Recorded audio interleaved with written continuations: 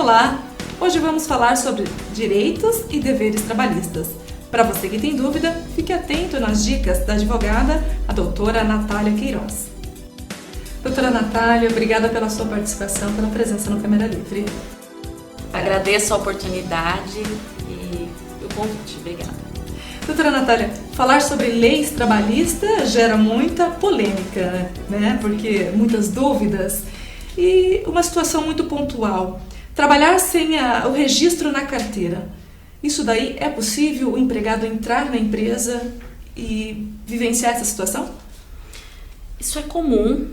Algumas empresas não assinarem a carteira, mas é interessante saber que isso é sempre muito prejudicial ao empregado, que perde seus direitos trabalhistas, direitos fundiários, que é dos depósitos de fundo de garantia, e principalmente os direitos previdenciários. E o trabalhador também, ele pode acabar sendo punido, ou não? Ele é punido porque ele perde tempo de registro para aposentadoria. Se acontece algum problema de saúde, ele não tem a qualidade segurada, não está recolhendo o INSS, então ele pode vir a ser lesado por isso. Realmente acaba sendo muito prejudicial Sem dúvida. ao empregado, né? E qual que é a carga normal de trabalho? 44 horas, conforme estabelecido pela Constituição Federal, salvo algumas jornadas extraordinárias. Quais como seriam? 12 por 36 ou 6 por 1, tem algumas escalas de trabalho. E como que caracteriza então a hora extra? Diurna ou noturna, seja independente de qual for? As semanais dos trabalhos comuns é acima de 44 horas semanais, é tido como horas extras, que deve ser remunerado com 50% do valor da hora, no mínimo, salvo convenção coletiva de trabalho que preveja algo diferente. Isso tanto para o período diurno como para o noturno, o pagamento é o mesmo? Sim. Doutora, e para o trabalhador que trabalha à noite, tem uma diferença no salário? Tem uma diferença de 20% sobre o valor da hora. E a hora noturna, ela é mais curta. Tá? Ela não é 24 horas. Então isso ela tem uma impacta redução. tanto na carga horária, Tanto na carga horária como quanto no valor. Interessante. E vamos falar então sobre a insalubridade, né? Como que é esse processo do funcionário que trabalha e vivencia essa situação? O trabalho insalubre é aquele trabalho onde é prejudicial à saúde do empregado. Como exemplo, câmera fria, trabalhar com produtos químicos. Então é um trabalho insalubre, um meio de trabalho insalubre. E ele tem um percentual de 10 a 40% de graus de insalubridade. E ele é pago de acordo com o salário mínimo. Então ele tem o percentual em cima do salário mínimo, 10%, 20% ou 40% em cima do salário mínimo. E o periculosidade? Periculosidade é onde o meio de trabalho é perigoso, como trabalhar em alturas, com agentes elétricos, e esse é 40% sobre o valor da remuneração do empregado, englobando não só o salário, mas horas extras, a remuneração do empregado. No caso, o empregado ele pode receber pelas duas situações? Ou não? Não, apenas uma, ou ele é insalubre ou ele é periculoso. Isso fica muito importante, né? Que tanto o empregador ele venha caracterizar isso para o funcionário, porque também ele pode vir requerer. Sim, sem dúvida. Existem as NRs, que são as normas regulamentadoras, e ela fala o que são os trabalhos insalubres e o que são trabalhos periculosos. Certo. Atrasos salariais. Receber é sempre bom, né? Mas acho que, não sei, as reclamações também devem ser muito frequentes.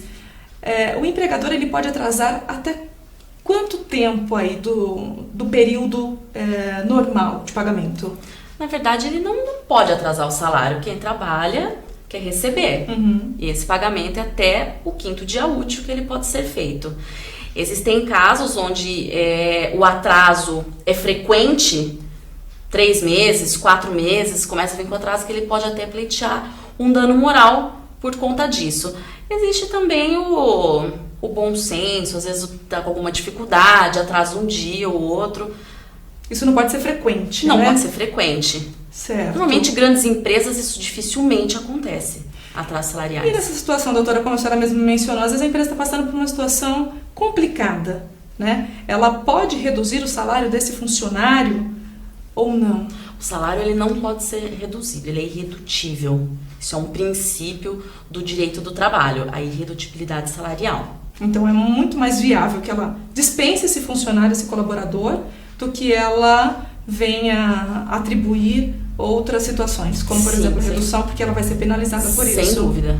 Doutora, se o empregado, no caso, está passando por dificuldades e ele pede demissão da empresa, quanto tempo ele tem para ir até a justiça e provar em relação a tudo que a empresa deixou de ressarci-lo? 2 anos a partir da rescisão do contrato de trabalho.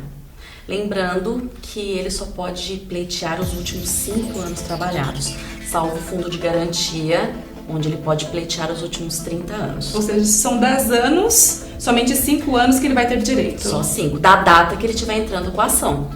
Se ele demora 2 anos para entrar com a ação, ele já vai perder. No caso, ficaria 3 anos. Exatamente.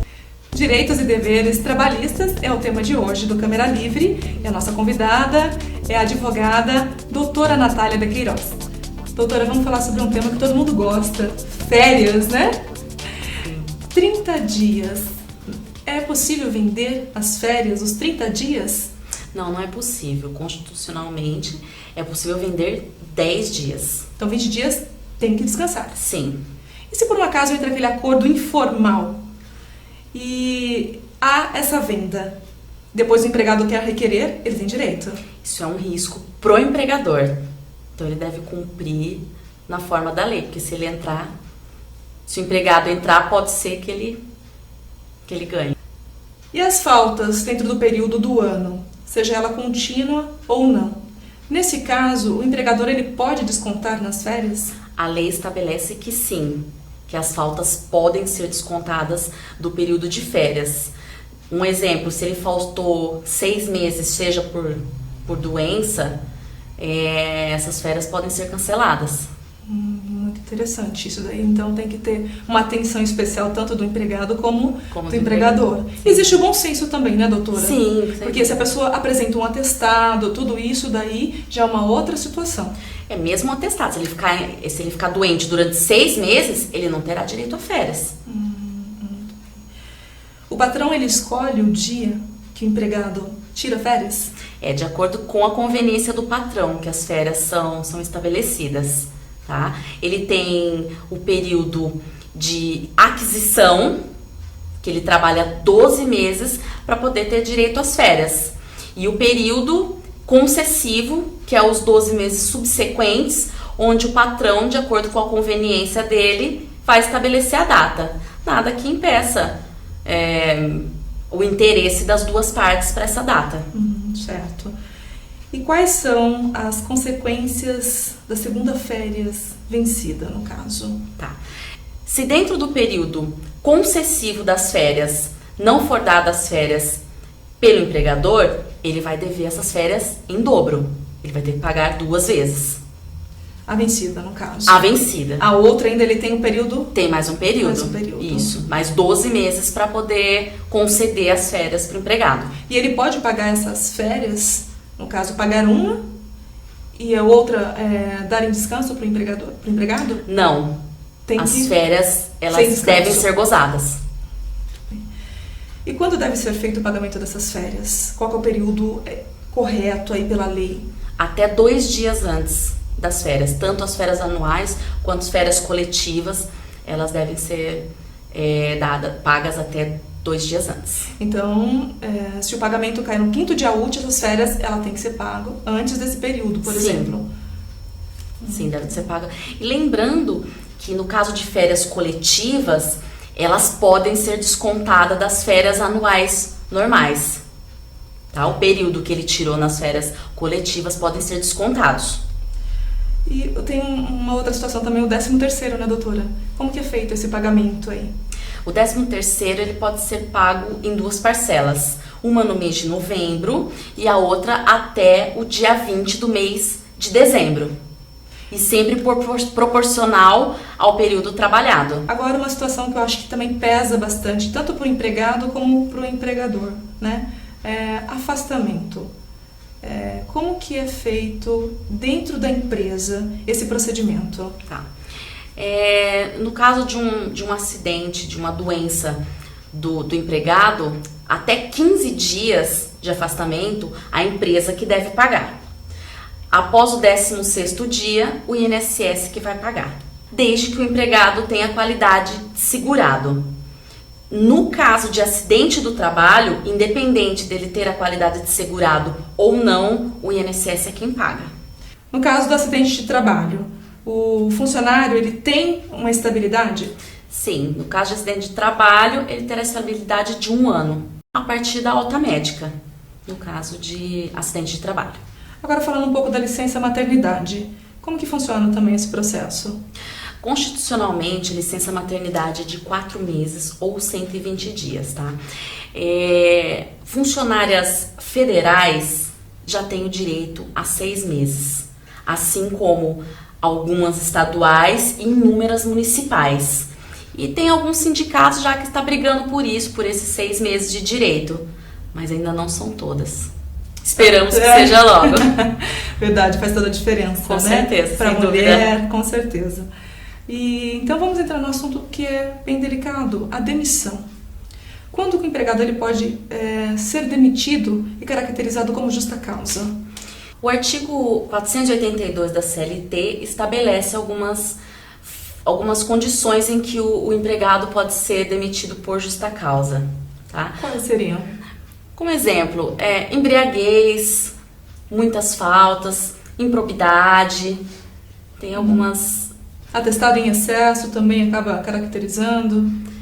Então, é discutível se eles são verdadeiros, discutível. São situações muito pontuais que acabam chegando às suas mãos, assim, em relação. Mas precisamos ponderar no sentido de que às vezes acontece uma única vez algum ato e a empresa demite por justa causa. A justa causa ela deve estar muito bem caracterizada. Faltas caracteriza também justa causa ou não? Sim, caracteriza. No caso, o empregado falta um dia, chega atrasado, falta de novo, a empresa pode dar uma advertência verbal, aí ele vai reincide nas faltas, uma advertência por escrito, depois pode vir a dar uma suspensão. Então, ele vai ter a progressão de penalidades para esse empregado, isso caracteriza a justa causa. Então, entrando agora na demissão normal, quanto tempo que a empresa ela tem para pagar esse funcionário? No caso de dispensa sem justa causa, são 10 dias após a dispensa. Mais do que isso, então? É devida a multa do artigo 477, que é a multa de um valor de salário nominal. E o funcionário ele tem como fazer um acompanhamento se os encargos estão sendo pagos devidamente?